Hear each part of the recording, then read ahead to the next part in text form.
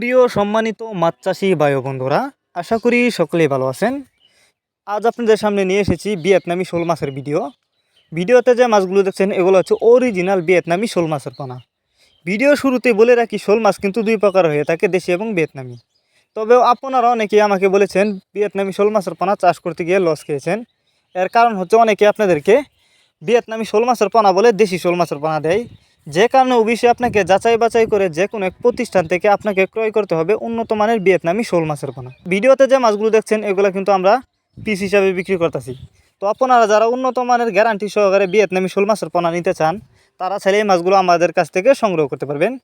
তাছাড়া এই মাছগুলো আপনি ফিট খাবার খেয়েই চাষ করতে পারবেন। অনেকেই বায়োফ্লক পদ্ধতিতে মাছ চাষ করতে চান, তারা চাইলে এই ভিয়েতনামি শোল মাছের পোনা কিন্তু বায়োফ্লক পদ্ধতিতেও খুব সহজেই চাষ করতে পারবেন।